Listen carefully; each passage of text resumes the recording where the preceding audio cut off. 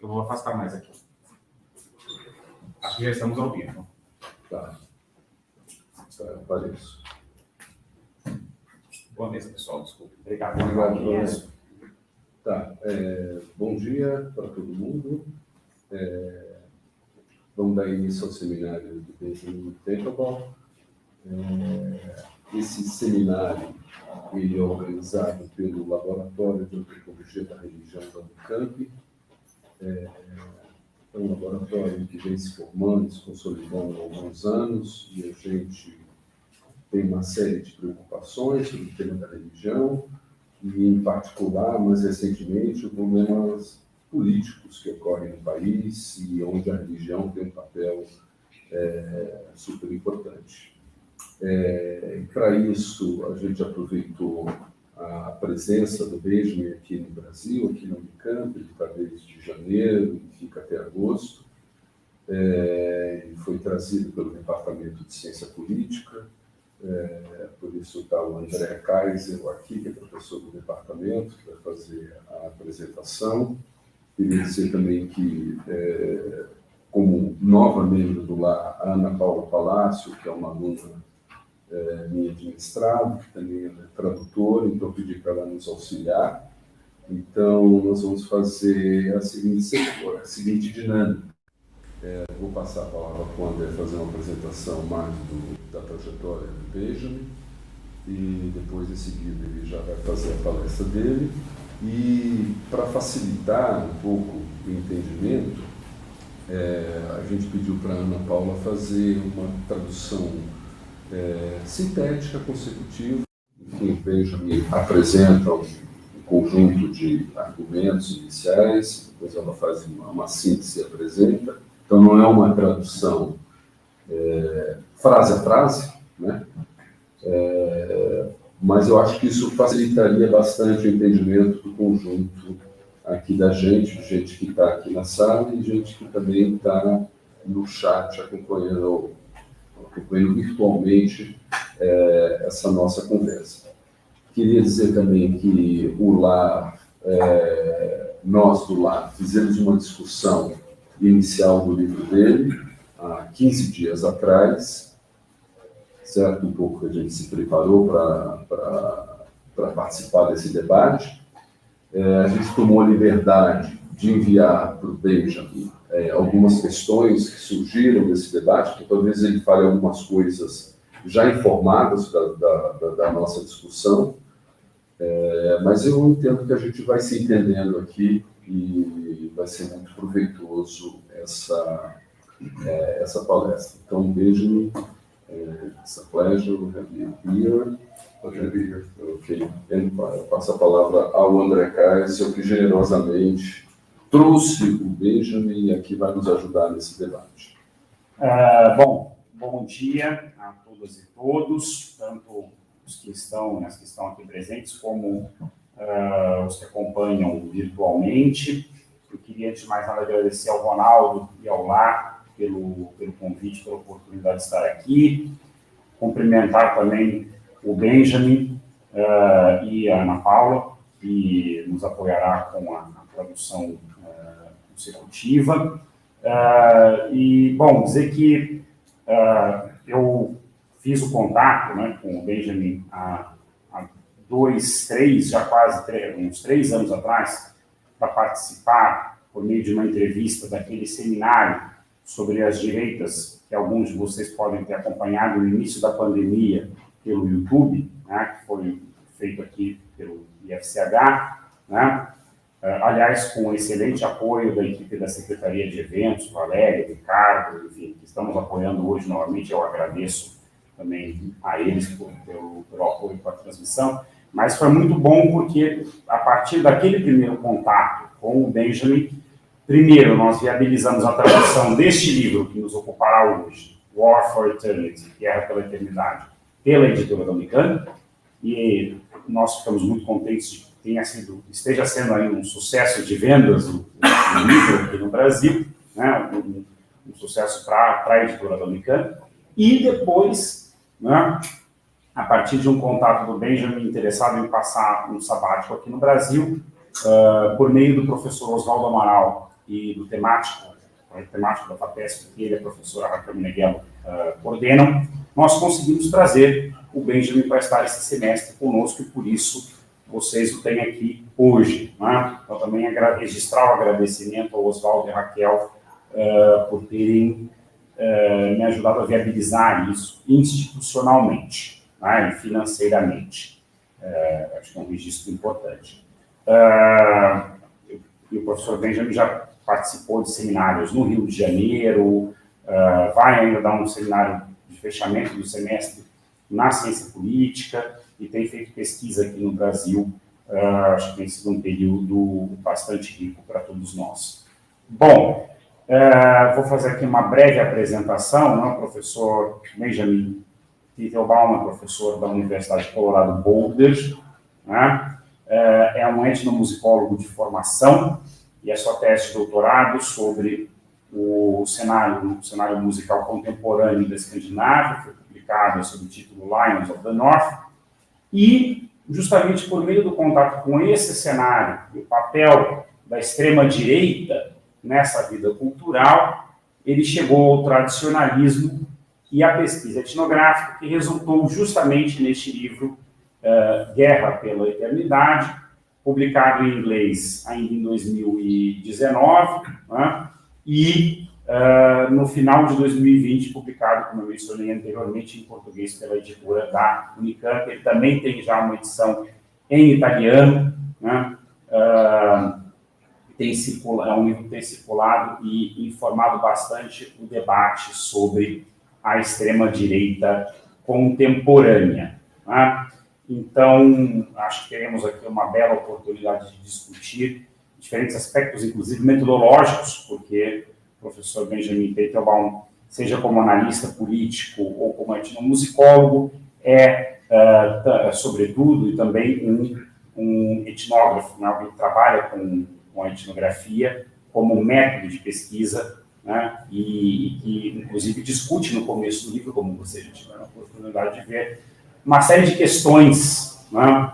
Metodológicas e mesmo éticas que envolvem a etnografia daqueles com os quais nós não necessariamente simpatizamos a priori, né? Como é o caso da extrema-direita, especificamente aqui dos tradicionalistas. Então, sem mais, eu passo a palavra. So, Benjamin, as we used to say in the United States, the floor is yours. Thank you, Andre. And just to be clear, you'd like me to give a basic presentation for how long? Quanto tempo? 4 minutes. Yeah. 30, 40. 30 to 40 minutes. Oh. 30 to 40. Okay. So Ronaldo can tell you when you reach 30. Okay. Thank you for that introduction, Andre. Thank you all for being here. What I'm going to talk about this morning is really two things, and it's the two things I'm most often asked to speak about when I speak in public. I will speak about the book War for Eternity, Guerra pela Eternidade, and I will speak about my method as an ethnographer of the far right and what exactly that entails and what it means. Ele vai falar basicamente sobre... Bom dia, pessoal, tudo bem? Prazer, Ana Paula. E, bom, ele vai falar sobre duas coisas, basicamente, são as coisas que mais perguntam para ele, que é sobre o livro, e o método dele de etnografia sobre a extrema-direita, como estudar esse grupo. Now, I say that these are two things, but they are actually connected, I would say. My book, War for Eternity, is a study of something uncommon, even within the study of the far right. It's a study of an ideological current that is outside the bounds of what we normally talk about and what we normally observe in the far right. Essas duas coisas são conectadas, né? Apesar de ser uma etnografia sobre a extrema-direita, é uma etnografia diferente daquelas que a gente está acostumado a ver. One of the benefits of ethnography, I think, is the way it can focus on the micro, the way it draws our attention to the importance of details, of specificity of individuals. Uma das importâncias da etnografia é o foco no micro, como a gente consegue focar nas micro-relações entre os indivíduos. Now, I began this research in 2018. That was when I first went to was invited to interview Steve Bannon, the former advisor of Donald Trump. Ele começou essa pesquisa em 2018, quando ele foi convidado a entrevistar o Steve Bannon. And Steve Bannon was known in the American press as simply a wild ideologue, the brain behind Donald Trump's chaos. E ele era conhecido pela mídia norte-americana como o grande cérebro por trás do caos do Donald Trump. But I had come to suspect that there was something more distinctive about this particular person. And that happened after I heard that he had read two authors, that he was actually a fan of two authors, Julius Evola and René Guénon. E aí ele descobriu que existia uma coisa importante sobre ele, que ele tinha como referência dois grandes autores, o Julian Edwards e Julius Evola e o René Guénon. Perfeito, isso. And René Guénon and Julius Evola are, to begin with, not common authors, definitely not known to the public. Obscure authors. And they are not libertarians. They are not Nazis, per se. They aren't white nationalists. They were something else. Então, eles não são uma coisa comum. Esses dois autores não são libertários, eles não são nazistas, eles não são racistas, eles são uma outra coisa. And so, interviewing Steve Bannon, I wanted to understand first, what was his relationship to these authors? Everyone can read lots of opinions and ideas that we don't necessarily identify with. But I wanted to know what was his relationship, what did it say about him, what did he think about their ideas? E quando ele entrevistou o Steve Bannon, ele queria saber qual era a relação dele com esses autores, o que ele pensava sobre as ideias desses autores.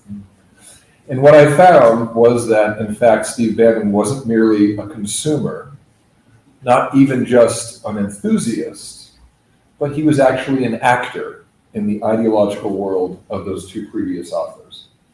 E aí ele descobriu que ele não era apenas um consumidor, ele não era apenas um leitor, mas ele era também uma pessoa ativa dentro do campo ideológico desses dois autores. And as I'd eventually learned, he tried to collaborate with other people in the United States, but especially abroad, out in the world, in Russia and in Brazil, who also shared this affiliation with and association to this ideological world. E aí ele descobriu que ele tinha uma ligação internacional também com outras pessoas na Rússia, no Brasil, que compartilhavam desse mesmo plano ideológico. And I thought that had something to say about what populism, this populist movement around the world, what it actually was. Something to say about its identity that was being missed if we only said it's extremist, it's fascist, or it's racist. There was something more.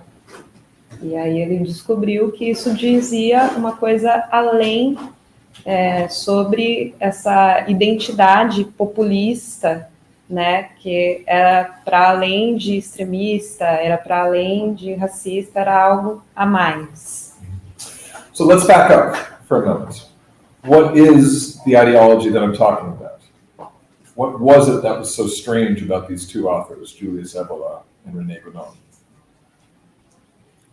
Então vamos voltar para a ideologia e vamos falar sobre o que é estranho sobre esses dois autores, o Julius e o René. what we call them is traditionalists, and that sounds very, very plain and familiar and unremarkable. A gente chama eles de tradicionalistas e isso soa muito não familiar, assim, né? Não marcado, né? Algo muito, vamos dizer assim, insosso. And where this traditionalism comes from, it's not politics, it's actually comparative religion. And it begins with the claim that long, long ago there was a single true religion, the right religion that got everything correct, and it was eventually forgotten. E aí o que eles tinham em comum não era uma questão política, mas uma questão religiosa de que existiria uma religião há muito tempo atrás, que seria a religião que determinou tudo, a religião correta, e que acabou sendo esquecida.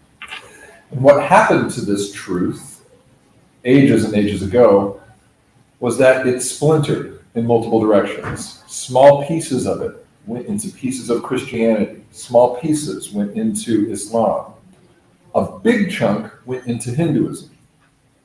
But the task of a traditionalist was to use comparative religion to put them all back together again and understand what once was. E aí essa religião antiga se diluiu ao redor do mundo. Uma parte foi para o cristianismo, uma grande parte foi para o Islã, e aí o papel dele seria juntar todas essas partes que se difundiram e trazer à tona essa verdade esquecida. Sounds harmless, right? No problema. But the question is, what was that religion? What did it consist of? What was the capital T, big T, tradition? Então, o problema não é exatamente, né, essa tarefa, mas o que essa religião representava, qual que era essa tradição que estava ali inscrita. And there's a lot that could be said about it. There's a lot to that tradition, but I'm going to focus on two ideas, two pieces that the traditionalists themselves thought were part of that old truth. Então ele vai focar em duas grandes partes que esses tradicionalistas pensavam ser as partes mais relevantes dessa verdade. First, one was the idea of cyclic time, as opposed to linear time. A belief that society, even the physical world, the cosmos, was always in a process of cycling. Uma era a ideia de tempo cíclico, ao invés de tempo linear. Então, o cosmos estaria sempre em um tempo cíclico.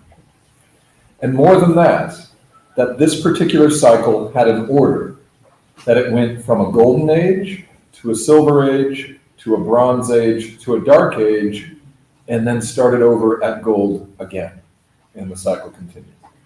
E o ciclo era que esse ciclo começaria na Idade de Ouro, iria para a Idade de Prata, iria para a Idade de Bronze, iria para uma Idade Negra, né? E voltaria para a Idade de Ouro novamente. Sounds simple, but actually there was a lot of information in that simple idea. First among them was the idea that time in some way moves from good to bad, before one moment when bad turns to good again and decline resumes. Então a ideia é que o tempo iria de bom para ruim e depois haveria um momento, um turning point, né, um momento de virada em que o tempo iria do mal para o bom e o ciclo continuaria. What this means is, on the one hand, you could consider yourself pessimistic about the future, think that every moment that passes, things are going to be getting worse. However, the worsening of your situation is also bound to be your deliverance. So what is bad, and what is bad getting worse, is going to make life better for you. Então a questão é que isso consiste em você pensar que se as coisas estão piorando, elas podem piorar muito mais, mas que em algum momento elas vão melhorar. Sounds simple, as I say. But combine it with the other idea, the second idea I wanted to mention. Not just a time cycle, but a belief in hierarchy. This idea would be most familiar to us, I think, if we've studied Hinduism. Pause.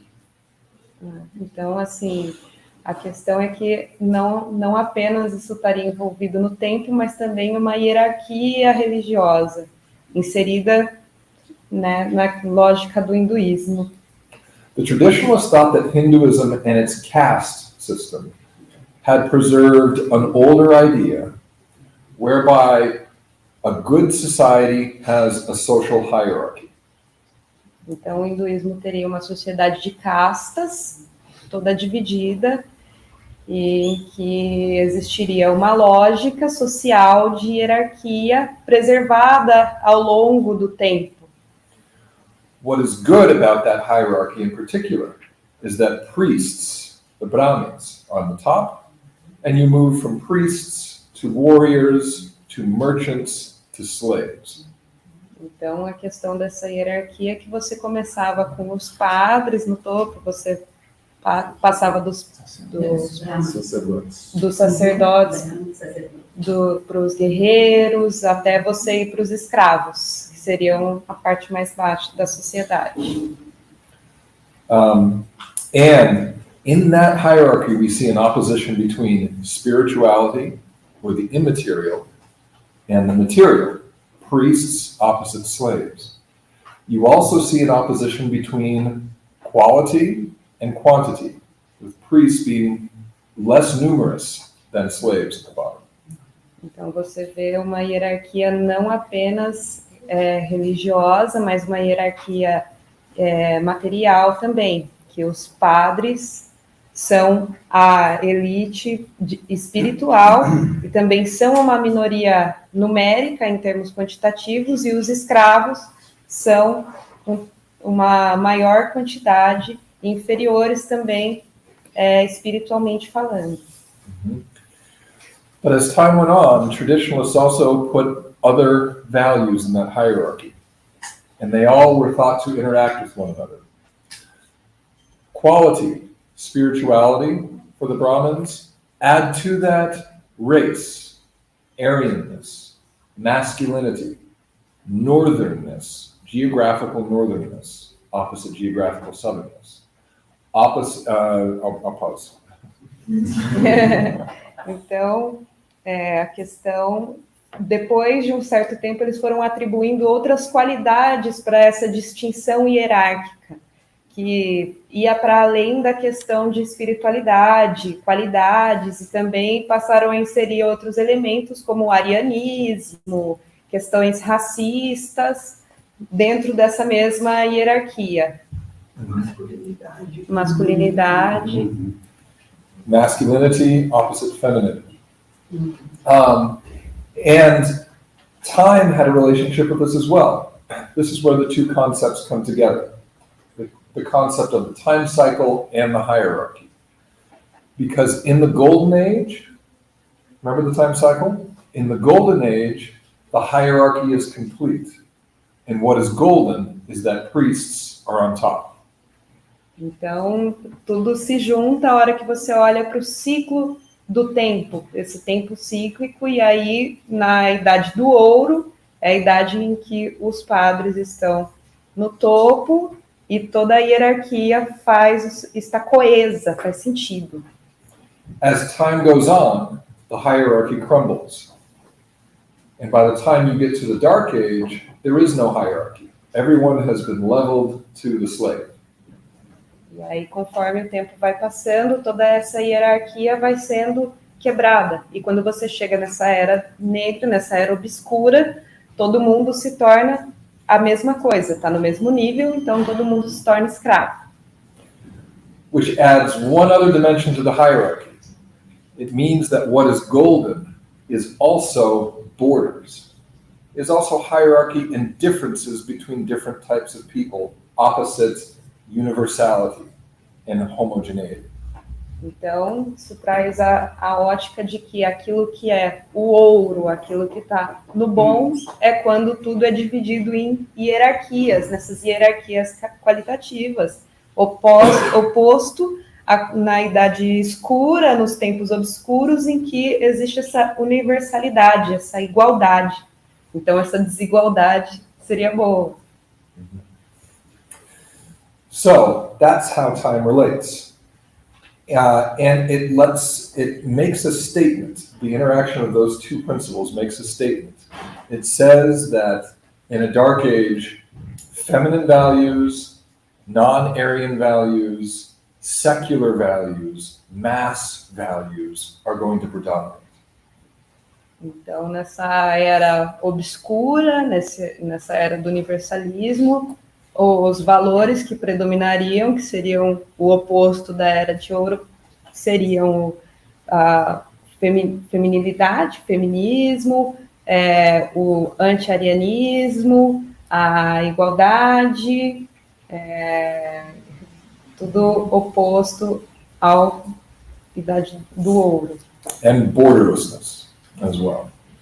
Sem fronteiras, sem divisórias. Mm-hmm. That's the basics of traditionalism. It is, in many ways, you could even say, opposed to fascism in its rejection of the idea of progress and futurism. Então, isso daí é a base do tradicionalismo.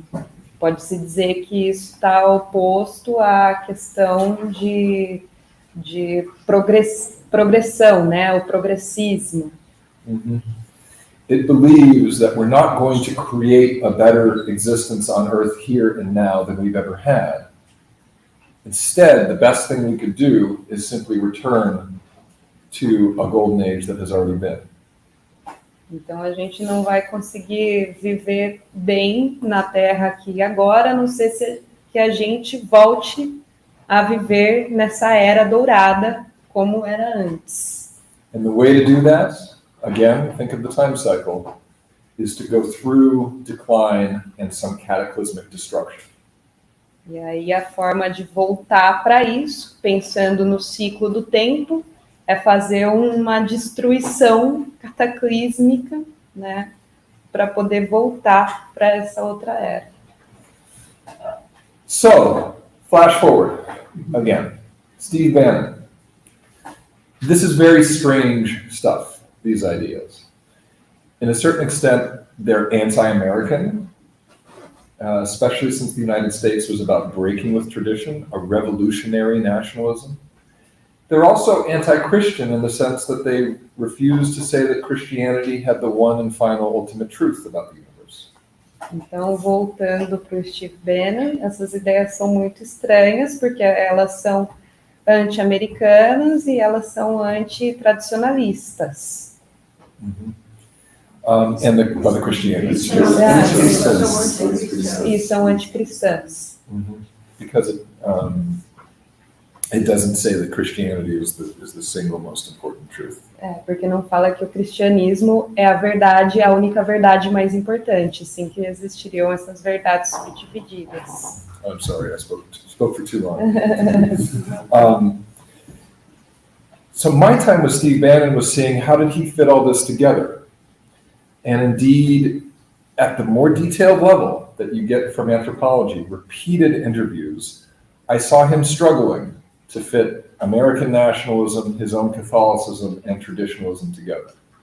Então, conforme ele foi entrevistando Steve Bannon de novo, ele percebeu que ele tinha uma dificuldade em unir essa visão com o americanismo, com o tradicionalismo e com o cristianismo dele e fazer tudo parecer coeso.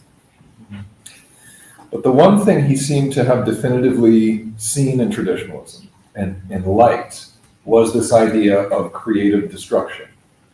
And for that, he had Donald Trump. E aí, o que ele parecia ver como algo bem sólido em todas essas ideias era essa ideia de destruição cataclísmica, e para isso ele tinha o Donald Trump.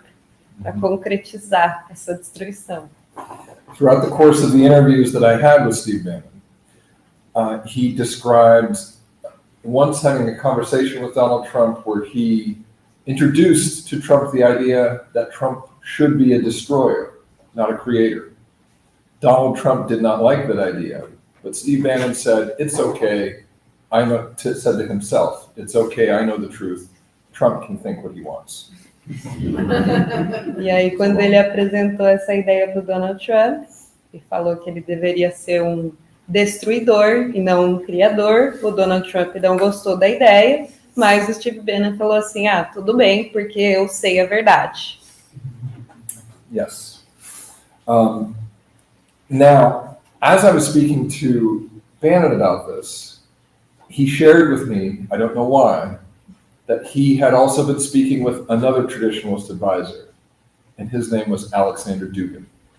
E aí, quando ele estava conversando com o Steve Bannon, ele compartilhou, ele não sabe por quê, que ele estava conversando com outro mandatário desse tradicionalismo chamado Alexander Dugin. Alexander Dugin. Um assessor. Alexander Dugin is a public intellectual, a political operative, and maybe an advisor in Russia. Então, ele é um ativista político e talvez um divulgador dessa ideologia na Rússia. He also is an enthusiastic traditionalist and was responsible for translating early works of Julia Cebola into Russian and also helping to spread those ideas through his own thinking around the world. Então, ele também foi responsável por traduzir alguns trabalhos do Júlio Cebola na Rússia e também por espalhar esse pensamento pelo mundo. I had met Alexander Dugin earlier during my field research in Sweden. Ele já tinha conhecido o Alexander Dugin durante uma pesquisa que ele tinha feito anteriormente na Suécia. His entrance into this conversation, his contribution rather, to traditionalism is the idea that the forces of tradition and modernity, the golden age and the dark age, manifest in geopolitics.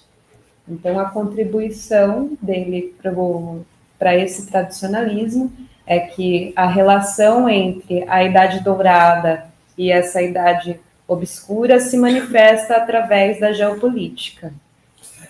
With the Atlantic world, North America and Western Europe representing modernity, fluidity, movement, and the idea of progress. Então, com a América do Norte e a Europa Ocidental representando essa ideia de fluidez e de progresso. And Eurasia, with Russia at the center, representing stillness, wholeness. You understand? I don't know how to say it. Stillness, wholeness, and tradition. E aí a Rússia e a Ásia representariam a dureza, a fixação, a tradição. And because of that, Dugin spent a lot of his time from the 90s until the present trying to advance the cause of Eurasia and Russia against the United States and Western Europe. E aí, por conta disso, esse Dugin, ele passou grande parte da vida dele tentando advogar por essa causa e avançar a Rússia e a Ásia em direção a esse progresso da Europa.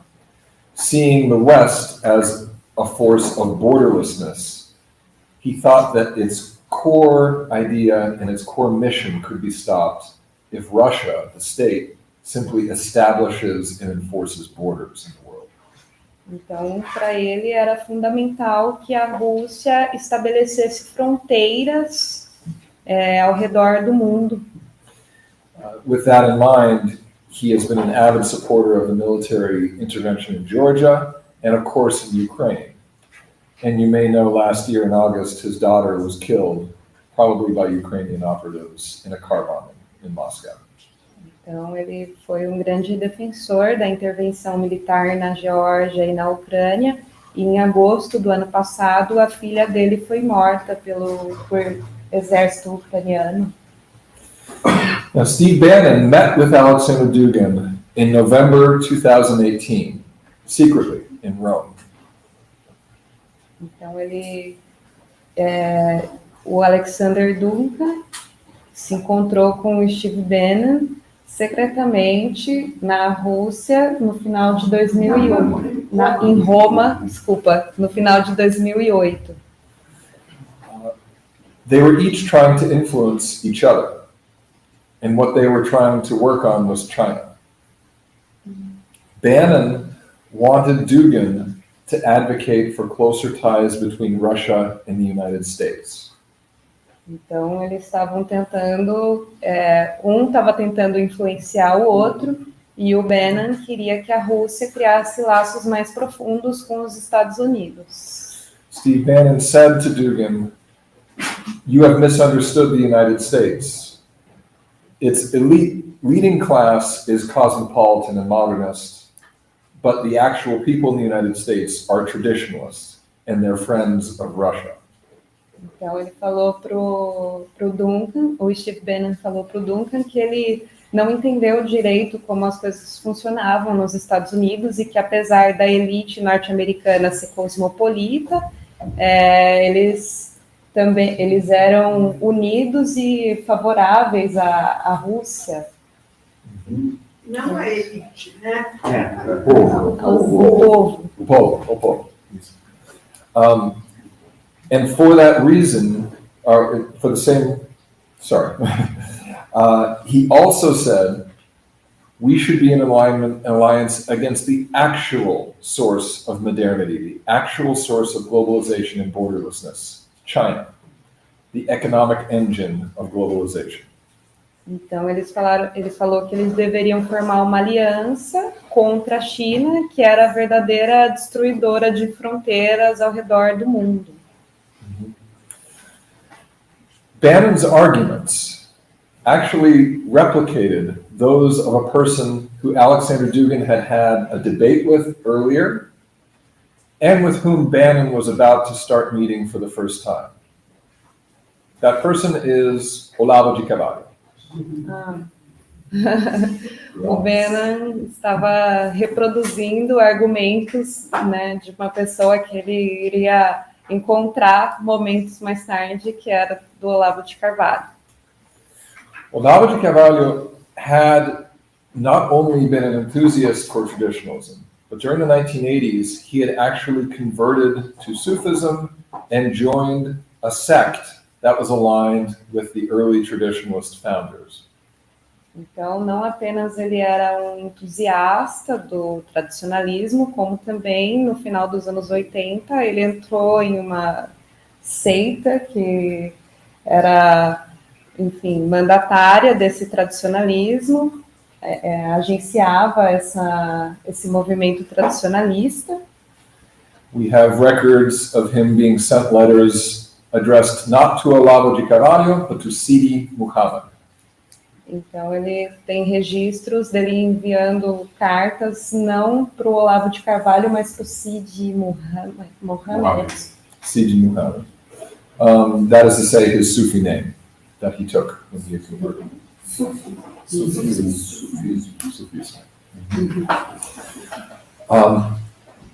Now, Olavo eventually left that sect, but he continued to promote especially the writings of René Guénon to his students.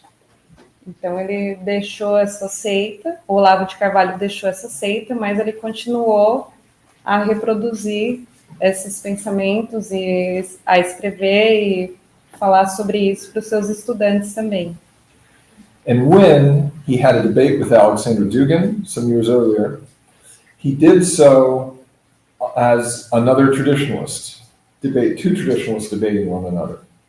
Então, quando ele debateu com Alex Duncan, ele debateu com um tradicionalista. Então, foram dois tradicionalistas debatendo um contra o outro. And he rejected the idea that tradition and modernity actually manifest in geopolitics in any meaningful way. E aí ele rejeitava a ideia de que a relação entre o tradicionalismo e o tempo se manifestava na geopolítica. What Olavo shared with the others was a skepticism of democracy, a skepticism of science, and a skepticism of media, all of which were seen as progressive, modernist, and also homogenizing institutions. Então, o que ele compartilhava, o que o Olavo de Carvalho compartilhava com os outros era um ceticismo em relação à mídia, em relação à ciência e em relação à política, em relação à democracia. Agora eu me perdi da segunda parte. I lost myself. And media. Yes, media. When Steve Bannon, later in 2018, began meeting with Olavo, they first met at Olavo's house in Virginia. Quando o Steve Bannon se encontrou com o Olavo de Carvalho, eles se encontraram na casa do Olavo em Virgínia. After that first meeting, I started to be invited to their meetings. Went to Steve Bannon's house in Washington, where he held a dinner for Olavo. I went to Olavo's house in Virginia. I went with them to parties in DC, also debuts of movies by Josias Teofilos and other events like that. E aí ele foi convidado para esses encontros entre o Bannon e o Olavo de Carvalho, e esteve na casa do Bannon, na casa do Olavo de Carvalho, em jantares, debatendo esses assuntos. What Bannon and Olavo were doing was not merely celebrating their shared philosophical interests. They wanted to try to work together. Então, o que o Bannon e o Olavo de Carvalho estavam fazendo não era apenas compartilhar os seus interesses filosóficos, mas eles estavam tentando trabalhar juntos. Their plan was to try and together reach out to Alexander Dugin again, with the idea of proposing more unification between Brazil, the United States, and Russia, opposite China. Então, o que eles estavam tentando fazer era se unir com o Duncan para estabelecer uma aliança entre o Brasil, os Estados Unidos e a Rússia contra a China. The basis of this unification would not be economics, would not be trade, would not even be military. It would be deeper roots. It would be that all of these nations were Christian and China was not. Então, a base dessa união entre os três países não era uma união militar, era uma união que tinha como base que todos esses países eram cristãos. My ethnographic present in this book ends about this time. And it ends as this idea for a partnership falls to pieces. Então, a ideia etnográfica dele no presente e também nesse livro é a forma como essa união acaba se despedaçando, essa ideia de união acaba se despedaçando. We saw Steve Bannon begin what has continued until this day to be a series of arrests. He was first arrested for allegedly defrauding people who helped him build a piece of border wall between the United States and Mexico. Então, o Steve Bannon sofreu uma série de prisões consecutivas e uma delas foi por conta dele juntar um grupo de pessoas para tentar fazer uma muralha entre os Estados Unidos e o México. And shortly thereafter, Olavo's standing in the Bolsonaro government began to deteriorate. Certainly with his own fights with the vice president, and then also with the loss of Ernesto Araújo in particular, who was a key figure in the network surrounding Olavo and Bannon in Washington. Então, a relação do Olavo de Carvalho com o governo brasileiro começou a se deteriorar por conta das brigas que ele tinha com o vice-presidente e por conta das questões que ele tinha com as leis instituídas by who? Não, a perda do Ernesto Araújo. A perda da loss of Ernesto, wasn't it? Ernesto Araújo. Ernesto Araújo, o chanceler. Ah, tá, do Ernesto Araújo. Sorry. Oh, this here is fine. And so this book studied an attempt, essentially, a failed attempt. So what did we learn from it? In my mind, a number of things. One was that what a scholar, Klaus Müde, has called the emptiness, the ideological emptiness of populism, makes space for other ideologies. Então, esse livro estuda basicamente uma tentativa que foi falha. E um dos motivos pelo qual essa tentativa foi falha é porque o populismo é basicamente uma ideia vazia que passa a ser preenchida por outras questões. It is a movement of the people against the establishment, that we know. But beyond that, the details are seldom specified. Então, é um movimento das pessoas contra o estabelecimento do Estado. And that can be filled with pure racism, it can be filled with libertarianism, but also strange esotericism. E aí que esse espaço vazio ideológico pode acabar sendo preenchido por outras ideias como o libertarianismo e também com o esoterismo.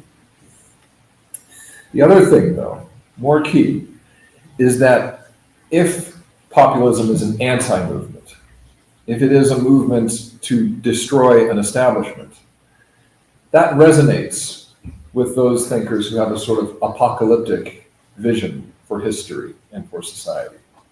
Então, se o populismo é um movimento que busca acabar destruindo determinada ordem, ele ressoa diretamente com essa visão de mundo que tem esse viés de destruição da sociedade. And I'll pause here with what I'm saying about the book to talk, and you're welcome to ask me more questions about the content of the book afterward. Então, uma pausa aqui para falar sobre o livro, para que vocês possam perguntar sobre o conteúdo do livro depois. And I'm going to return to the other topic I wanted to mention to you, which is a discussion of anthropology, a discussion of ethnography. Então, ele quer voltar a fazer uma discussão agora sobre etnografia. I could say that I got to know Steve Bannon to a certain extent. Então, ele pode dizer que ele conseguiu conhecer o Steve Bannon até um certo ponto. I can't quite say that I got to know Olavo de Carvalho or Alexander Dugin. Mas ele não consegue dizer que ele conseguiu conhecer o Olavo de Carvalho ou o Alexander Dugin. Those relationships, and I imagine I'm speaking to a room of ethnographers here, those relationships were somewhere in between, typically ethnographic, and let's say those of a journalist, and someone a journalist writes about. Então, ele imagina que ele está falando aqui com uma plateia de etnógrafos e que ele se colocou numa relação que estava entre a etnografia e o jornalismo. Now, does that change the way that I write about these figures who are so often written about from a distance? Question mark. Normalmente essas figuras são tratadas de uma distância, de uma certa distância. Of course. Sim. Of course it does. Absolutely it does.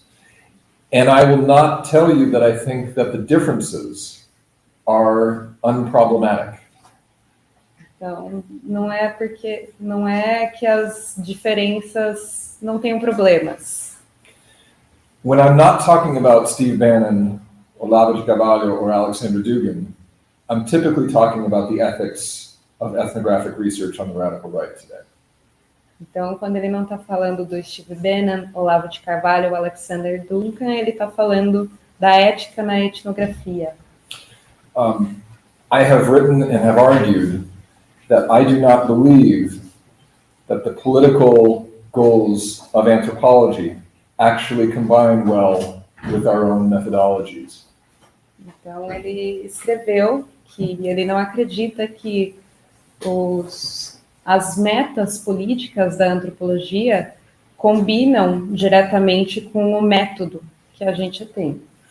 And what I mean by that more specifically is I believe that to conduct ethnographic research the way we expect it to be conducted today requires a sort of corruption of yourself in combination and in dialogue with the people you are studying.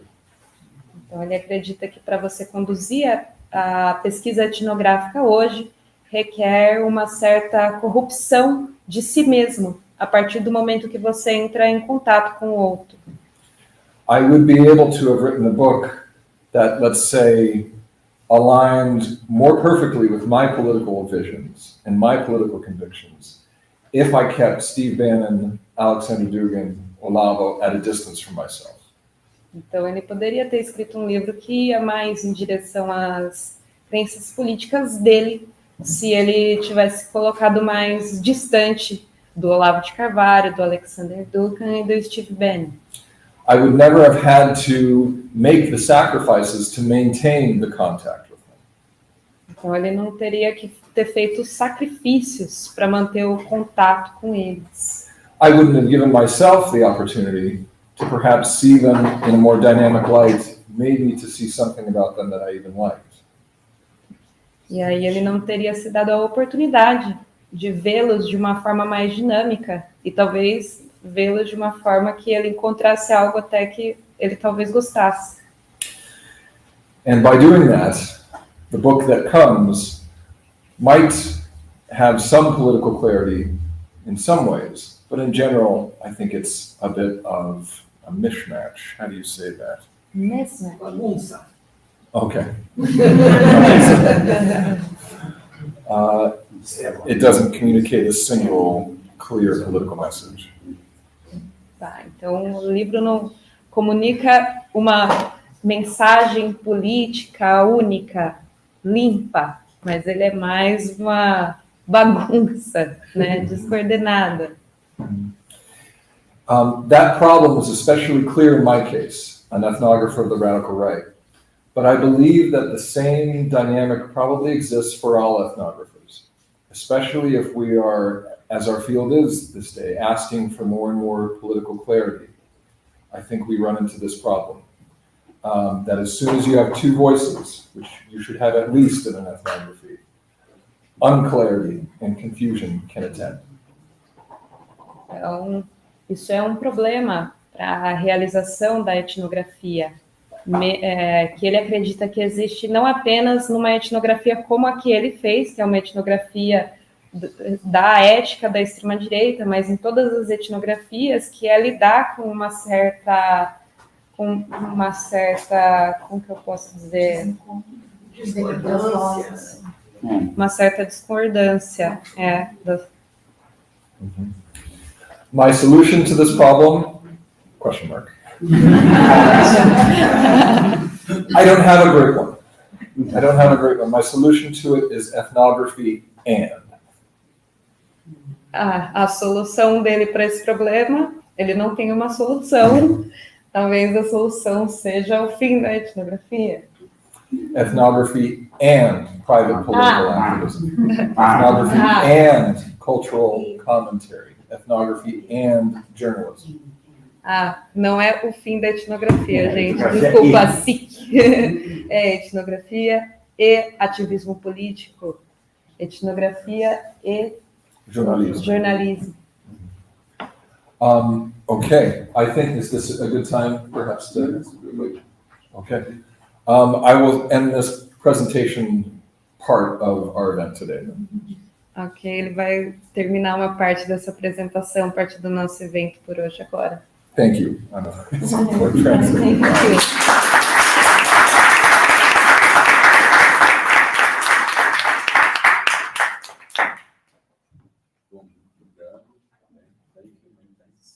Obrigado, Ana. Foi ótimo. Muito bom. Ajudou bastante. Eu abro a palavra, então, para quem quiser fazer uma pergunta. Quem estiver pensando. Eu vou abrir uma pergunta aqui. Alguém ia falar? Eu queria... Tá bom, vai lá. Eu achei muito interessante, né, como você resumiu o tradicionalismo em 2 pontos, né? A questão do tempo cíclico e a questão da hierarquia.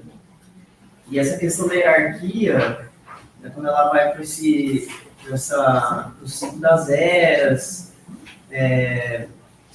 e fala sobre a última era, que seria essa era das trevas, né? Que é uma era de feminilidade, de anti-arianismo, de igualdade, de ausência de fronteiras, né? E eu achei isso muito interessante porque o Olavo de Carvalho, ele costuma negar, né, ou diminuir a influência dele no bolsonarismo, no governo Bolsonaro, mas ele também nega bastante a relação dele com o tradicionalismo. Ele tem um passado tradicionalista, né? Mas ele costuma dizer que, enfim, ele deixou de ser tradicionalista há muito tempo, né? Mas essa ideia, né, dessa era das trevas, né, de ausência de fronteiras... Talvez se a gente fizesse traduzisse... Not enough. Like, he said that he liked it very much how you explained. Traditionalism, talking about this cycle between the golden age and this dark age, and he talked about how Olavo de Carvalho didn't identify himself as a traditionalist and denied his relationship even with the Bolsonaro government. Yes. Mas, né, toda essa cosmovisão nacionalista, eu vejo, ficou claro para mim hoje que ela encaixa muito bem com a visão geopolítica que o Olavo de Carvalho ele tem. But all this traditionalist cosmovisions really fits with the worldview of Olavo de Carvalho. All those geopolitics. Yes. Porque, assim, né, segundo Olavo de Carvalho, a gente está numa era do globalismo, né, de uma governança global, de exatamente o fim dessas fronteiras, né, e, enfim, o mundo está sendo governado pelos banqueiros, né, pelo George Soros, né, o Rockefeller e o comunismo, né. Então, achei interessante, porque por mais que ele negue, né, essa relação com o tradicionalismo, essa visão geopolítica, ela se encaixa com essa cosmovisão, né, no tradicionalismo. Maybe just to be sure. He said that he found very interesting that even though he denies this relation, all this cosmovision really fits with his geopolitical vision, because he believed that we lived in a globalized world that was started to lose frontiers and that was perpetrated by communists And bankers. and bankers. Right. Yeah. Right. Eu tenho mais uma questão, uma pergunta, né?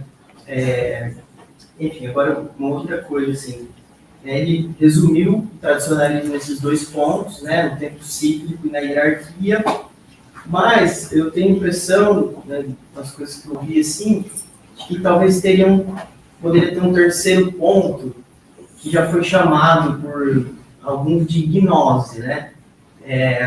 Aí a questão seria, né, o que é a salvação para os tradicionalistas, né? O que significa a salvação? E enfim, esse termo gnose, ele aparece também em escritos do, não sei se do René Guénon ou do Chuon, né? Enfim, o Olavo de Carvalho ele também é acusado, né, por tradicionalistas católicos de ser um gnóstico, por se relacionar com essas ideias do tradicionalismo, né?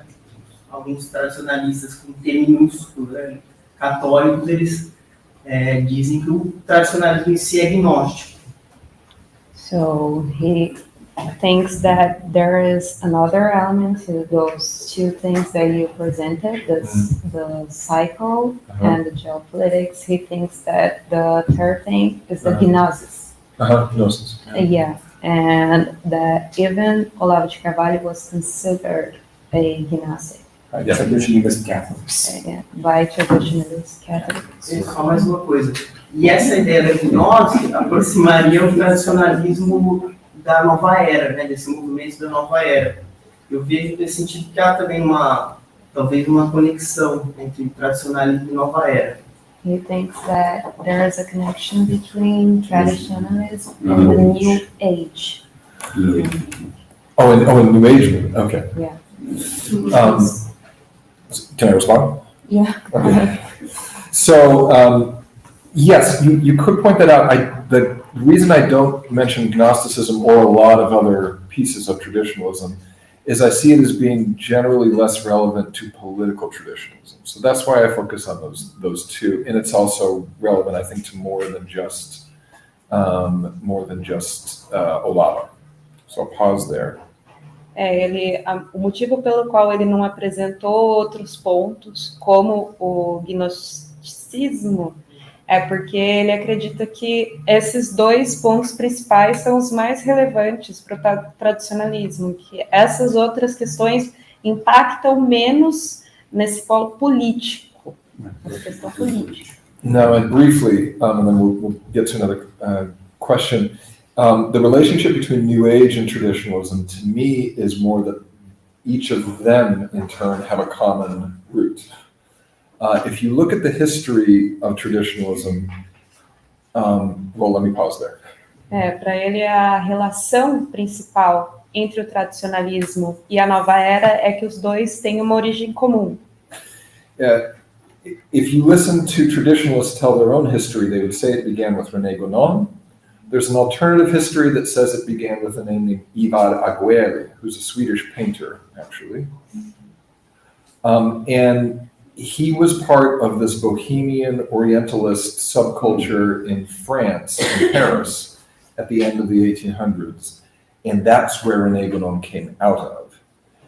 And that is very much the same milieu that sponsored Madame Blavatsky, which ends up being New Age in a different place. So it is there rather than Sufism, I think, that you see the roots of traditionalism. That's a lot, I'm sorry. Ele falou que... Por favor, que as origens... Que ele basicamente disse que as origens do tradicionalismo podem ser contadas de duas maneiras, né? A mais usual é a partir de René Guénon, mas também havia um pintor sueco, how was the name? Ivar Aguirre, que frequentava os mesmos círculos orientalistas em Paris no final do século XIX, de onde veio o próprio Guénon, e estes círculos também se relacionavam com Madame Blavatsky, que é, digamos, a origem mais remota do New Age, do movimento Nova Era. And they hated each other. Blavatsky and Guénon. Isso que eu não preciso traduzir. Each thought that they were the real one and the other one was an imposter. Anyways, an interesting story. Isso é bem interessante. Lucas? Faço inglês ou português? Se você conseguir inglês, beleza. Thank you, Ben. I'll try to speak in English, so sorry for No problem. that pronunciation and all of that. So it was really great to hear your talk now, especially when you pinpoint the ethnographic method and how this kind of influenced the book that you ended up writing. So the first thing that I would like to ask, thing that I would like to ask is, because of the ethnography, that this kind of difference around the actors, like Dugin, Olavo, and Ben, kind of turn out explicit. Because in the beginning of the book, it seems like kind of homogeneous traditionalism that has this kind of everybody thinks the same way. But as the book goes on, you see that there's this mismatches, not only ideological but also political. Yes. So the thing that I found most interesting about that is when you talk about the time, this notion of the cyclic time. And I would like to ask a really specific question that relates to Dugin and Steve Bannon. You said today, and in the book you also write about it, that your relationship with Bannon was more closer than with Dugin and Olavo. So this has some kind of effects on how the book turns on. But I'd like to think about this thing about the time, because, well, with traditionalism, the cyclical time, there is this kind of elegy of the acceleration of decadency, the chaos that we have to, and the democracy and the modernism and all of that. And with Bannon, this is really clear. But with Dugin, isn't that kind of, I don't know, kind of weird, because Dugin has some kind of multipolarity political theory that isn't just chaos. He's trying like to construct something politically, kind of Russian hegemony in Asia and all of that. So just this question, how to think these things? Is Dugin haphazardly chaotic, right? And is it total? Wonderful questions. And I'd love to talk about a lot of things, but very good reading too. Briefly, before I get to the Dugin question, you talked about Olavo saying he's not a traditionalist. The book ends with me saying Olavo is not a traditionalist. And Olavo, some of you may know this, I mean, for a long time, he was kind of obsessed with me and was writing about me and talking about me and publishing about me and tweeting about me. And I don't think he read the book. As usual. Anyways, back to Dugin. We say chaos, and I use the word chaos in the book, but it's a bad word in the sense that it suggests there's no objective.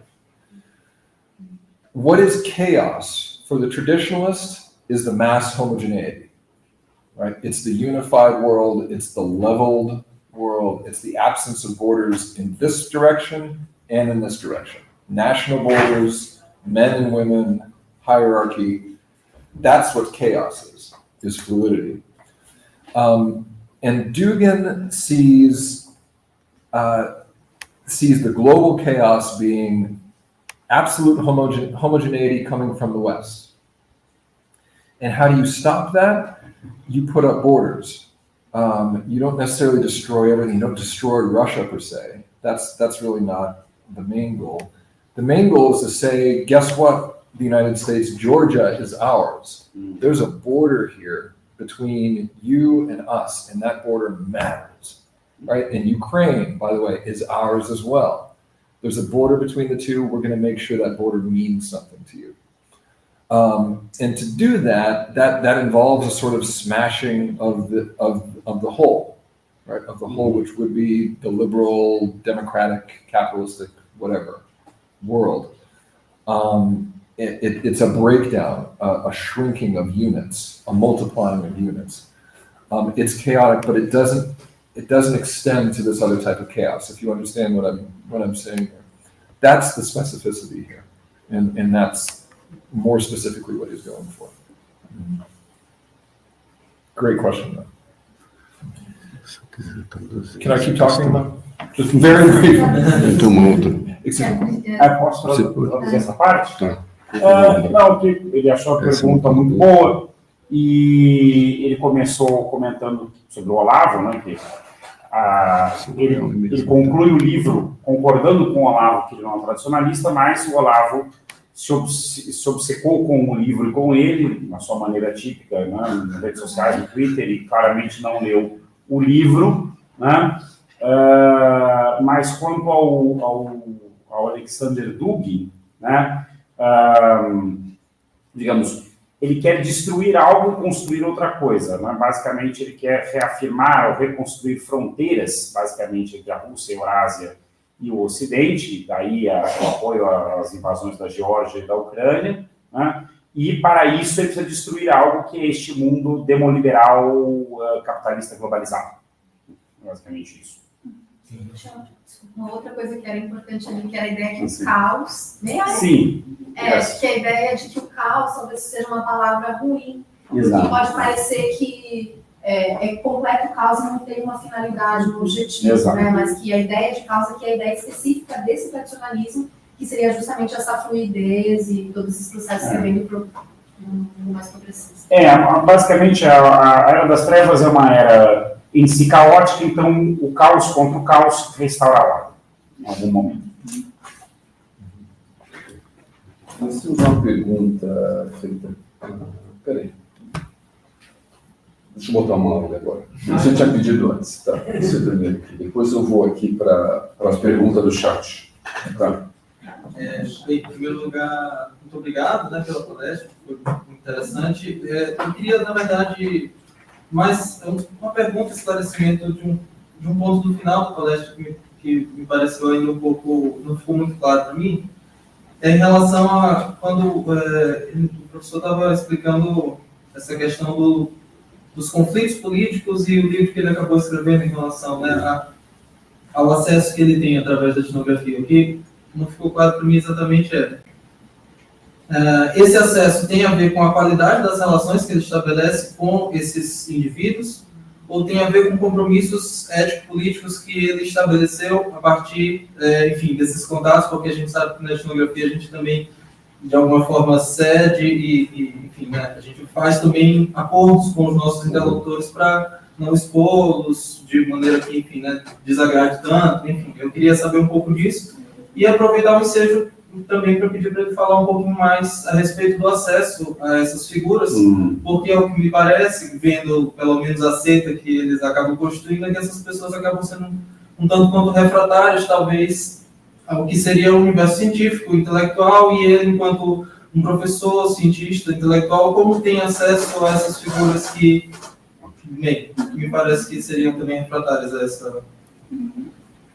I wanted to ask you about your ethnography. So, peraí, vamos rebobinar um pouquinho a primeira parte da pergunta, porque... He asked about basically two points in your methodology. How did you work out those agreements that an ethnographer does with his sources about how not to expose them or these issues on privacy and non-exposure, or to produce narratives that may eventually they may eventually dislike. And the other point was how do you access them, because being part of this kind of sect, they are usually very they're not really accessible usually, and don't like to speak to academics or journalists, etc. Right. So I never have promised anyone that I've ever written about that they will like what I write about them. Ele nunca prometeu para ninguém que eles iam gostar do que ele ia escrever sobre eles. I tell them that my goal is that they will, as we say in English, recognize themselves in the text. Ele disse que o objetivo dele era que eles se reconhecessem a si mesmos no texto. That is to say that it will seem truthful and accurate. Isso é dizer que seria verdadeiro, seria de acordo, né, com a realidade. And the way that I try and secure that is to be in dialogue with the people I'm studying during fieldwork, after fieldwork, while I'm writing, while I'm finishing writing. Então, para ele fazer isso, ele se manteve em diálogo com essas pessoas durante o trabalho de campo, depois do trabalho de campo, enquanto ele estava escrevendo, depois dele ter escrito, trabalho. And that worked with Bannon. It worked a little bit with Dugan, and it did not work with Olavo. Isso. Funcionou com o Bannon, funcionou mais ou menos com o Dugan, e não funcionou com o Olavo. So throughout the writing process, with Olavo, it turned into more of a journalistic endeavor. I'm not going to say endeavor. Project. E aí, com o Olavo de Carvalho, se tornou mais um trabalho, um projeto mais jornalístico, de viés mais jornalístico. So at least to verify facts, he wasn't cooperating with me anymore. So then it was Sao Paulo court records, interviews with family members, interviews with former students. That's the sort of work I had to do. E aí, como o Olavo de Carvalho não queria colaborar muito, ele teve que utilizar de outros meios, como gravações, entrevistas com a família, com os estudantes dele. Registros judiciais em São Paulo. Yep. Remember the second question. The second question is, how did you access these non-accessible people? Right. Time. Just being persistent, never lying. I didn't get to everyone I wanted to. Ernesto Araújo wouldn't speak to me until after the book was published. So that happens later, which is too bad because it would have made the book even better. And I can't say anything about what we talked about. It's all off the record. It's very basic ethnography. Don't lie about yourself. Don't lie about your motives. Keep going back to people. Follow up with promises. Olavo became difficult, and that's one of the reasons why it's not an ethnographic relationship. I can't call it that. But with Steve Bannon, it was just like what I'm sure you study in ethnographic method here at Unicamp. It was establishing trust, being transparent, being honest. Yeah. Foi todo um processo de tempo, consistência para ele ganhar a confiança dessas pessoas, ser verdadeiro, manter as promessas dele, e um esforço, né, etnográfico, de método, e que funcionou bem, né, para o Bannon, e com o Olavo não muito, né, basicamente. E com o Bannon funcionou, digamos, a maneira clássica que vocês estudam etnografia aqui ou qualquer outro lugar, de construir relações de confiança e exatamente, reciprocidade, etc. Okay. Você quer traduzir aqui uma pergunta do chat? In a new interview to El País in 2020 about your book, you said that despite losing to the president election to the United States, Trump still was popular, and that you didn't imagine that Bolsonaro would get the same popularity. Despite of that, even with Bolsonaro losing and Lula being elected, we have today a Congress that is very conservative and that have get to win projects and desires that Bolsonaro never won and never tried. This conservatism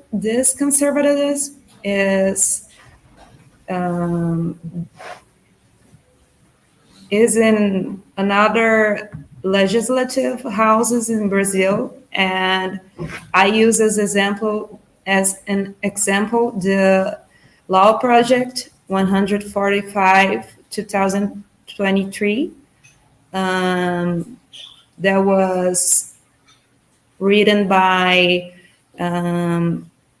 Isamar Jr. That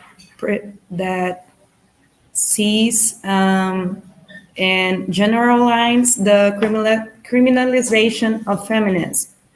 How would you evaluate the actual situation of the country with this turn on the right by the Brazilian law. The traditionalism became real risk to the Brazil, even with the losing of Bolsonaro. Thank you. Do you want to read that in Portuguese? É. Ah, tá. Em entrevista ao jornal É o País em 2020, sobre o seu livro, o senhor disse que apesar da derrota para a presidência dos Estados Unidos, o Trump continuava popular, e que o senhor não imaginava que Bolsonaro conseguisse manter a mesma popularidade. No entanto, mesmo com a derrota de Bolsonaro e a eleição de Lula, temos hoje um Congresso bastante conservador, que tem conseguido emplacar projetos e desejos que Bolsonaro nunca conseguiu ou tentou.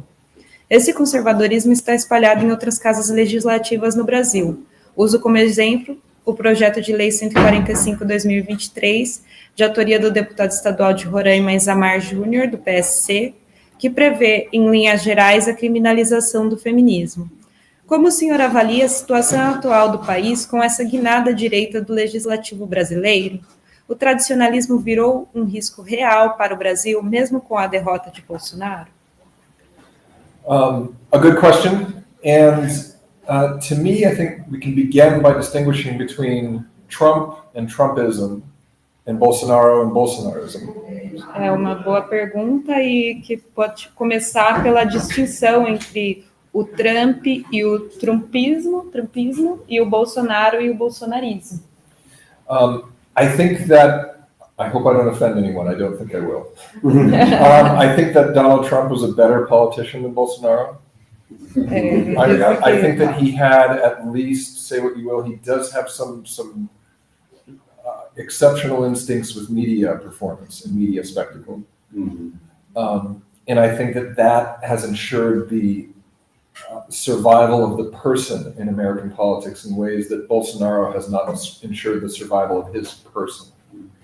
Então, ele espera não ofender ninguém falando isso, e ele acredita que não vai mesmo, mas que o Trump era um político melhor do que o Bolsonaro, no sentido em que ele tinha um tato melhor no tratar com a mídia, e que isso acabou assegurando, né, a perpetuação da imagem dele. But in both cases, in both the United States and Brazil, the ideology, such as it was, absolutely has a chance to continue, and absolutely has a chance to push itself forward. My example to follow, and it's an imperfect example, but it is Europe. I look to Europe to understand how these ideologies, bolsonarismo e trumpismo, will continue. I'll stop there. E aí ele acredita que as duas ideologias têm o potencial de perpetuar, e para entender esse fenômeno ideológico, ele olha para a Europa. What we've seen there, crucially, is a similar process whereby the populist right comes into competition with the center right and wipes out the center right. And everyone pushes to the left. Então, na Europa, ele vê um fenômeno parecido, em que a extrema-direita entra em conflito com a centro-direita e acaba empurrando essa centro-direita para a esquerda. Now, what's tricky about this, in terms of the final question about traditionalism, is that as that process has happened, as these movements have become slightly less personalistic, they become more ideological and less populist. I'll explain in a moment. A questão é que quando esses fenômenos se tornam menos personalistas, né, menos vinculados a essas figuras, eles se tornam mais ideológicos. E aí que tá. And crucially less populist. E menos populistas. And this is all a way of saying that once the openness, that emptiness of populism is taken away, there's less place for eccentrics like Olavo de Carvalho, like Steve Bannon, like Alexander Dugin to come in and manipulate. Então, quando esse espaço vazio do populismo é tirado, tem menos espaço para essas figuras excêntricas como o Duncan, o Ben e o Olavo ganharem espaço, ganharem centralidade. As far as I know, there are no traditionalists in the Dutch Freedom Party. There are no traditionalists in the Sweden Democrats. There are no traditionalists, as far as I know, in the old UKIP party. That is to say, these European nationalist movements who have gone through their phase of explosion, have rebounded, had leadership changes, and now become a more standard political movement. Então, ele não vê uma figura tradicionalista mais marcada nos partidos mais conservadores da Europa, e aí eles... professor. Sim. Aqui deu alguns exemplos, né, como o Partido Holandês, o Partido da Liberdade Holandês, os Democratas Suecos, o UKIP, no qual não haveria nenhuma figura tradicionalista eminente, e todos esses partidos, depois de explodirem de alguma maneira, se consolidam, inclusive passam por mudanças de liderança e tendem a se estabilizar. E aí não tem espaço para esse tipo de excêntricos. Obrigada. De nada. So I think we could see traditionalism and the far right moving away in politics. My current interest is not in traditionalism per se, but in esotericism in business and in technology, which I think might be the place where they're looking more now than politics per se. Então, o tradicionalismo e a extrema-direita, a parte política, acabaram se separando um pouco. Então, a questão que ele foca mais é como esse esoterismo passa a adentrar no mundo dos negócios Tecnologia. e tecnologia. Yeah, good question. Okay. Temos aqui, nós temos umas 3. Minha pergunta já foi respondida. Já foi respondida? Então tá bem. Acho que a minha taxa aqui de primeiro, depois eu faço isso. Mas pode ir. Então tá. Diga lá. Não. Então, o que a gente pode falar, a partir dessa resposta de agora, que tradicionalismo e populismo, eles são relacionados, podemos dizer assim, e que a extrema-direita, então, se relacionar, nesse sentido, ela se relacionaria mais com o totalitarismo? Eu teria complemento. Ok. Tradicionalismo, com T maiúsculo. Tradicionalismo com T minúsculo. Religião. Populismo. Destruição. Antissistema. É possível pensar populismo religioso? I think I understood that. Okay. But the first question I did not understand. So she said that she understood that traditionalism and the far right are different things. But pode repetir a pergunta rapidinho? Se o tradicionalismo é diretamente ligado com o populismo, e no caso, então, a extrema-direita que está avançando estaria mais ligado ao totalitarismo. So she asked if, in that matter, the populists would be more associated to the totalitarianism, and so the far right would be more associated to conservatism. Não é isso? Totalitarismo. Se o tradicionalismo estaria mais associado, digamos, partindo da constatação de que So departing from your perception that traditionalism and far right are growing apart or different things, if traditionalism is related somehow to populism, would the far right be more related to totalitarianism? Traduzir bem? Okay. So traditionalism is almost methodologically related to populism. It's this idea of smashing the establishment. And likewise, buried in populism is a nostalgia, typically.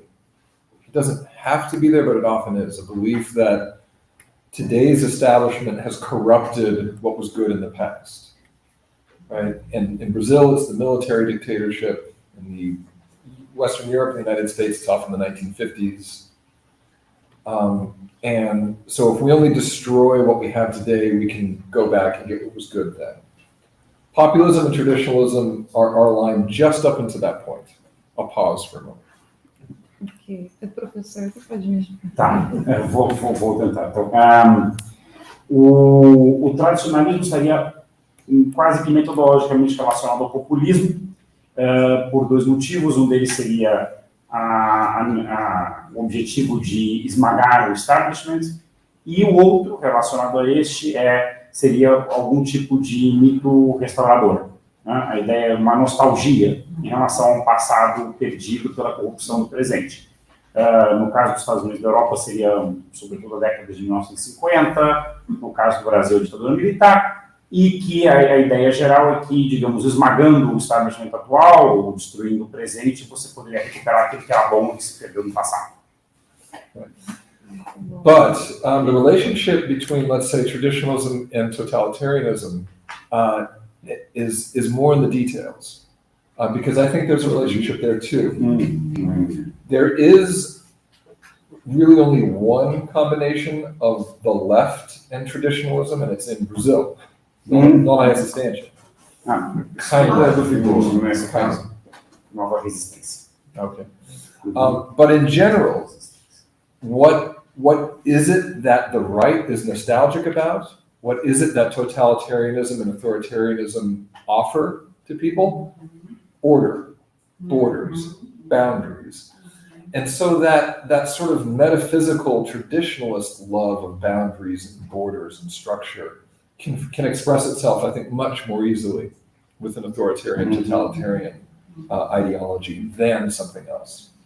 That doesn't mean it's always going to be that way. People do whatever they want with ideas, but it's more intuitive. Então, traduzindo rapidamente, quer dizer, a combinação do tradicionalismo com o totalitarismo estaria mais nos detalhes.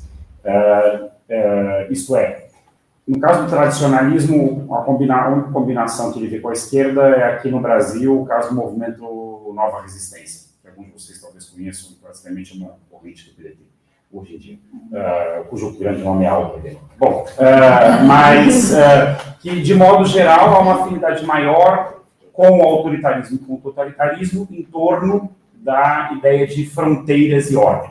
Né?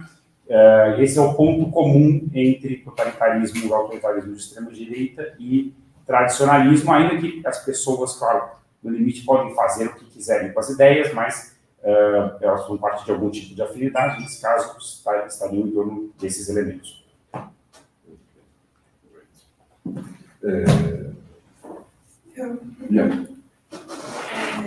Tá, eu vou ter que ler, porque minha pergunta estava escrita. E também, cadê? Eu queria pedir desculpa porque eu cheguei atrasada, então talvez seja alguma coisa que ele já tenha tratado, mas, enfim, só pedir para você repassar isso. Tá. Minha pergunta é o seguinte, no Jardim das Aflições, que é de 1995, e em 2017, numa aula do curso online de filosofia, o Olavo ele afirma que inicialmente o cristianismo era uma religião esotérica com S e que foi se tornando esotérica com X ao longo do tempo. E é um princípio do tradicionalismo a ideia de que que qualquer religião atual é expressão parcial de uma religião original, né, daquela verdade perene. E então que qualquer religião é uma expressão parcial de uma verdade primordial e que assume formas esotéricas com X diferentes. considerando isso, e considerando o que ele pode captar do que o Olavo falou para ele, eu queria saber se ele considera plausível a hipótese de que, quando o Olavo se converteu ao cristianismo, no final da vida, ele tenha só modificado a expressão esotérica com X de uma religião que, na verdade, ele exercia de forma esotérica com S, que era essa religião perennialista. E, só complementando, eu pergunto isso porque, além do gnosticismo, um traço forte que eu vejo na comunicação do Olavo de Carvalho é uma semiose hermética, né, do hermetismo, que tem como estratégia comunicar muitas vezes o contrário do que se deseja dizer. Como se fosse um discurso a ser decifrado por aqueles que têm condições de decifrar. Então, eu queria saber o que ele acha dessa hipótese. Okay, let's try. It's a question from a specialist to another specialist, and a non-specialist will try to translate this. So she asked about, she began quoting a book from Olavo, published in 1995, Jardim das Aflições, where the Garden of Afflictions, yes, and one of his classes in philosophy course sometime later, I think in 1997, where he states... And the movie. Yeah. Where he states to his students, his audience, that Christianism originally was an esoteric religion with S, and it became gradually an esoteric religion with an X. So that there was this passage.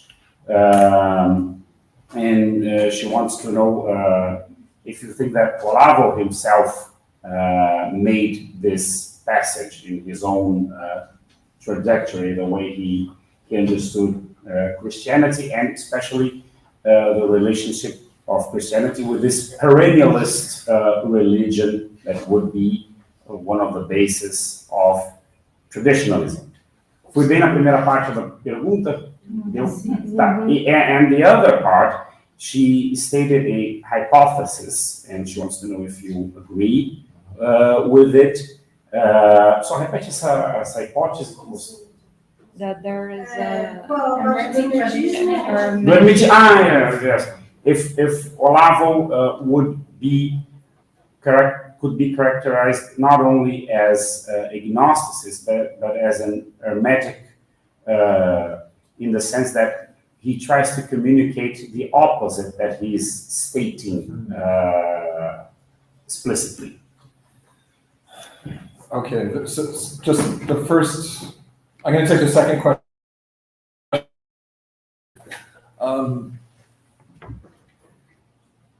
Generally, no. Here's the reason I hesitate. It's because of his own words. He has said in multiple cases that he throws out things, his swear words, the preface he wrote to Schopenhauer, what was it about, let the Portuguese language ring and say as many dirty words as you possibly can. There's an explicit lack of investment in speaking clearly and sincerely with him. He's theorized this. I'll pause there. Ele começou pela resposta da segunda pergunta, e ele disse que não, de uma forma geral, porque pelo próprio linguajar, né, do Olavo de Carvalho, a forma dele de falar, de usar uma série de palavrões e linguagem explícita o tempo todo para dizer aquilo que ele queria.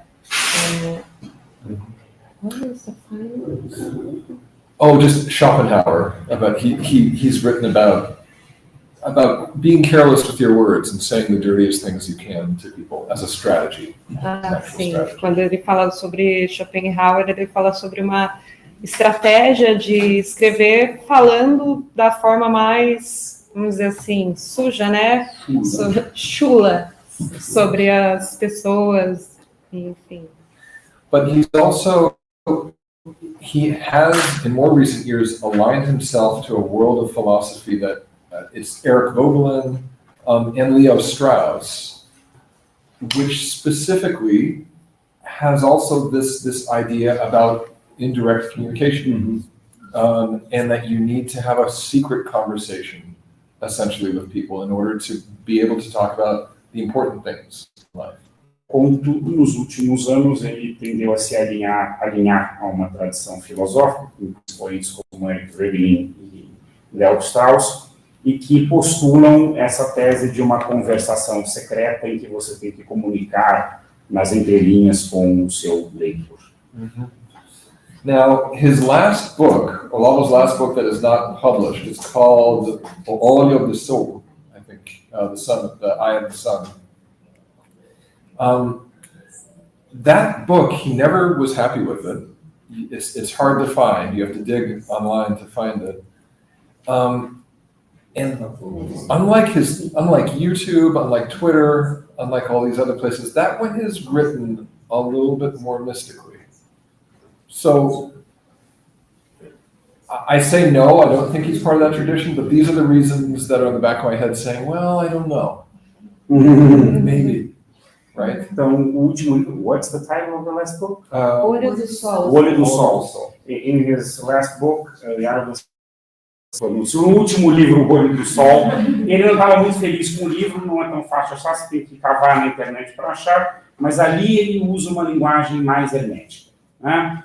Diferentemente como ele fazia no YouTube, ou no Twitter e em outras plataformas. Então, ele em princípio responde que não, mais fica na dúvida, porque talvez, né, em algum grau, ele se associa a essa tradição do hermetismo. Now, I skipped the question about whether or not Olavo himself became exoteric in his Christianity. Yes. Am I understanding this correctly? É isso, né? Em que medida o próprio Olavo se tornou esotérico na sua religião, né, associando ao perinelismo. Não era bem isso. Então, repete. Era se ele dizer que se converteu ao cristianismo, porque ele não foi cristão a vida inteira. Na verdade, era só mudar a forma esotérica com X sim. De uma religião que ele exercia de forma esotérica com S. If his conversion to Christianity was just a way of changing, to continue practicing the same religion from exotericism. Exoterism with an S to an esoterism with an X. Ou melhor, ao contrário. To the X, from the X. From the X to the S. Do X ao S, né? Yes. Não, ao contrário. I stated it correctly. Yes. Okay. It was from the S to the X. Sim. Okay. Eu tinha traduzido para mandar para ele, eu vou ler, é que minha pronúncia é horrível, então eu estava com vergonha, mas eu vou ler a forma que eu formulei em inglês. Ok. So, do you consider plausible the hypothesis that when he converted to Christianity at the end of his life, Olavo only modified the exoteric with X expression of a religion that, in reality, he exercised in an esoteric with S way? Understood. I mean, I don't know the mysteries of his heart. If we look at this from the perspective of traditionalism, that's a very intuitive thing. Because for a traditionalist, Catholicism, Hinduism, Sufism, it doesn't really matter. It does not matter. What matters is that you're one of them, more or less. And if you switch between the two, it's surface level. It's superficial. As to what actually the esoteric would be for him, if it was the T, the capital T. I'm sorry, I forgot your question. I don't know. That's a hard question to answer, but I think you're thinking in intuitive ways.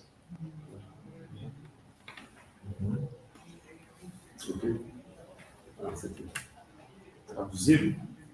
Para ele, essa questão de mudar, né, do cristianismo, entre outras religiões, é apenas uma coisa superficial, né, porque faz tudo meio que parte do mesmo balaio pro tradicionalismo, né. Então, isso não mudaria as coisas, assim, de forma profunda. Ok.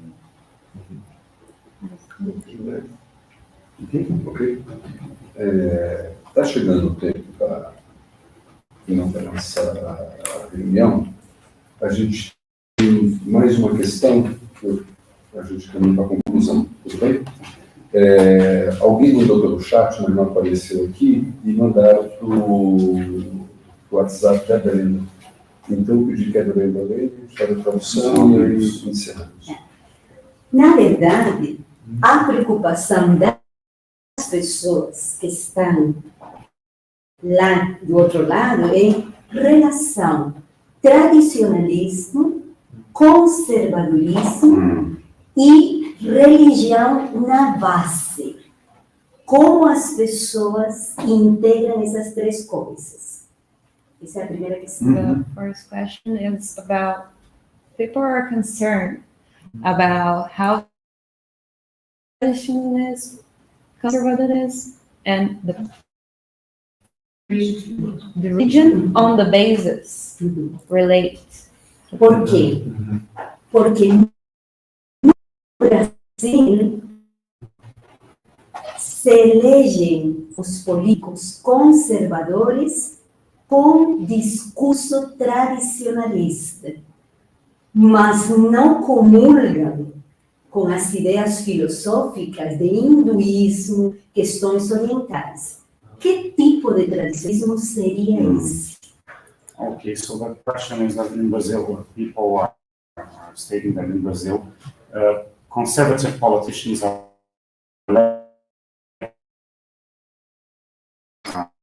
with the traditionalist discourse, but that doesn't relate at all with Muslim of what kind of traditionalism are we talking about? Right. This is what is so hard about the word traditionalist, is that it sounds like something we think we know. And what's tough, to get back to your earlier question, it's not like the relationship between big T traditionalism and small T traditionalism is non-existent, right? They are related. And big T traditionalism is conservatism like on crack, on cocaine or something. It's intense conservatism.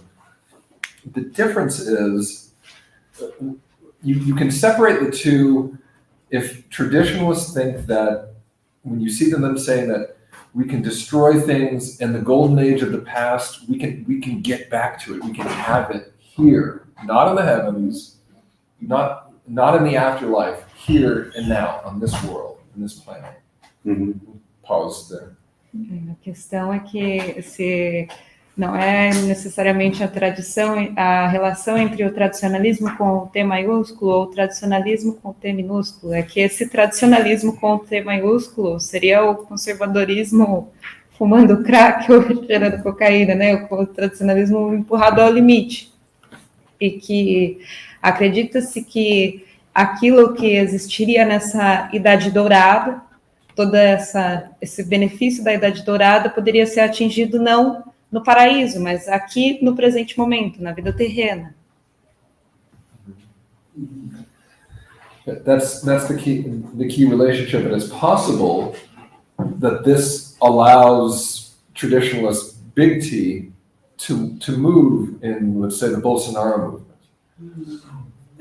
I think most olavistas in Brazil today, my impression is that most of them would be freaked out if they knew the actual content of traditionalism. Likewise, if they knew everything that took place in Olavo's Tarika, he had a Tarika in Sao Paulo, and I think that would not look like lower T traditionalism. It would not. Ou seja, se você tem esse elemento comum, que ele expressou na primeira parte da resposta, é o que permite que o tradicionalismo com T maiúsculo se mova no interior do bolsonarismo, né? De um tradicionalismo com T minúsculo. Porém, ele crê que a maioria dos discípulos do Olavo, dos olavistas aqui no Brasil, ficariam chocados se eles conhecessem o que significa de fato o tradicionalismo com T maiúsculo, sobretudo sabendo que você passava na Tarica, ou seja, na espécie de residência sufista no qual o Olavo residiu nos anos 80. But so long as the right in Brazil says the past was better than the present, religion is good, and we need to destroy the establishment. As long as that is the core of the ideology, big T traditionalists, small T traditionalists can intermingle very easily, as long as they don't talk too much. Ou seja, enquanto o que se enfatizar seja que o passado era ruim, o presente, quer dizer, o passado era bom e o presente muito ruim, e que é preciso destruir o establishment, o tradicionalismo com T maiúsculo e minúsculo podem se misturar, é claro, enquanto eles não conversarem muito profundamente. Bom, just a big question that was just about the topic of populism and traditionalism with HT. That many times us as quote-unquote intellectuals in the university, we try to see a big ideological coherence in like the traditionals with the thinker that goes in a trickle down directly to the populace. So I like very much that you mentioned this thing. Don't know very little about Mood, just about the other class with André that we talked a little bit about him. But this thing, if you think that the traditionalist moment with big T in politics has passed on, because that's the thing. If the populist movements, as they stabilize, as they have ideologies that are less thin, is there less opportunity for these traditionalist thinkers with big T to influence it to that? And do you think that they also is perceived that way, that their moment on politics has ended, and now it will be technology the next frontier? Good question. Do we need to repeat that in Portuguese? Basicamente, o Gabriel perguntou sobre a relação, voltou ao tema da relação tradicionalismo e populismo, né? E, para resumir a pergunta, se quando o populismo passa de uma ideologia mais fina, né, para algo mais espesso, mais estável, e o tradicionalismo, nesse sentido, o tradicionalismo não tem maiúsculo, perde espaço dentro do populismo, se os próprios tradicionalistas com T maiúsculo percebem isso dessa maneira e aí se moveriam da política mais por esses âmbitos da tecnologia e dos negócios. It's very difficult to know because I haven't been able to speak to Alexander Dugin. Of course, Steve Bannon, I can't speak with. Olavo, I definitely can't speak with. So what I do know is that they're with hardcore ideologues, not necessarily traditionalists, but the intellectuals who've been around these movements, they are generally disgruntled. They say disgruntled in Portuguese, dissatisfied. Insatisfeitos. And that includes Dominic Cummings, who was an advisor to Boris Johnson for a short period of time. He wasn't a traditionalist, but he was out there a little bit. Notably, also Peter Thiel, who is not an intellectual so much as a funder and a strategist for Donald Trump. He has also decided that politics no longer work and that the future needs to take place outside of politics. And that's partially why this is someone who is a mentor to Elon Musk, is behind Facebook, Twitter, PayPal, all this other stuff. And tried populism and has since said, this isn't going to work. And by the way, it's a Straussian. Strauss we talked about earlier. This is a Straussian. So that's the inside indication of it to me, that populism as a sort of revolutionary, destructive guard might not be as attractive to people who want to do those things. Right?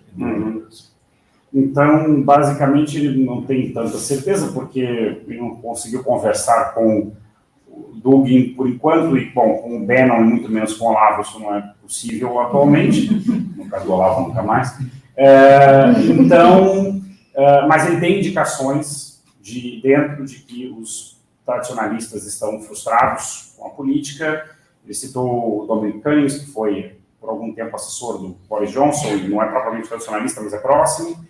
E, sobretudo, o Peter Thiel, que foi menos um intelectual, é mais um fundraiser, né, um financiador e um estrategista do Trump, e que, bom, por acaso, aliás, não por acaso, né, é um straussiano, né, um leitor de Léo Strauss, e que está frustrado, a política não é o caminho, e está se voltando justamente para as plataformas, e tem sido um mentor do Elon Musk. Então, por meio do Thiel, ele tem essa percepção de que, sim, eles perceberam que o populismo como um caminho revolucionário não vai dar em nada, e que, digamos, a alavanca está em outro lugar, né?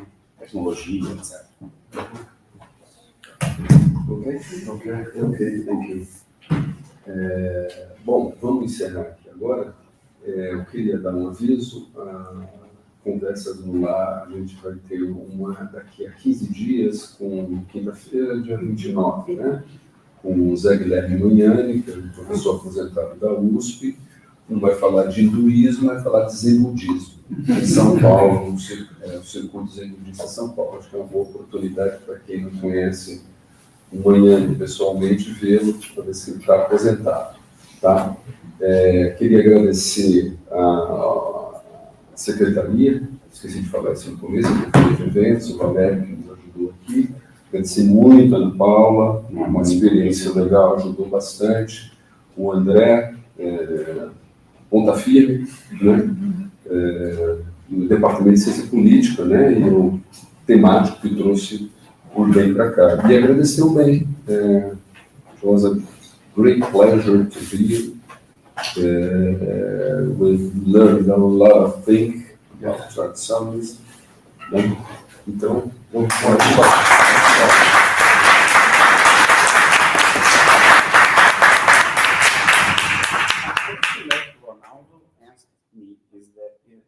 What did Steve Bannon think about the book? Did he tell you something? He thought it was okay. It was okay.